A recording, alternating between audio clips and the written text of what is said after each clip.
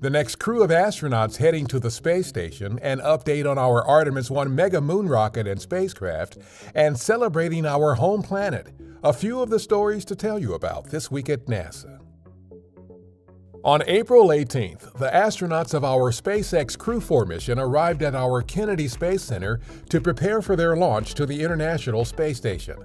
NASA's Kjell Lindgren, Bob Hines, and Jessica Watkins, along with Samantha Cristoforetti of the European Space Agency, are excited about their scientific expedition to the station. We've been training for many months, and we're seeing all those boxes getting checked off, and it's very exciting now to have this box checked off. We're here at Kennedy Space Center looking forward to our launch here in the very near future. The mission is the fourth crew rotation flight to the station on a SpaceX Crew Dragon spacecraft as part of NASA's Commercial Crew program. NASA is reviewing schedules and options to conduct the next wet dress rehearsal test of our Space Launch System or SLS rocket and Orion spacecraft at our Kennedy Space Center in Florida. The agency has decided to roll the Artemis 1 mega moon rocket and spacecraft back to the vehicle assembly building to replace a valve and repair a leak, while an off-site supplier of gaseous nitrogen used for the test makes upgrades to their systems.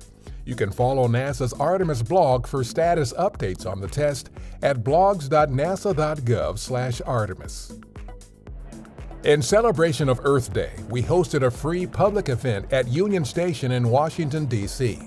The three-day event, which kicked off on April 22nd, featured information about NASA science, live demonstrations, and other family-friendly activities.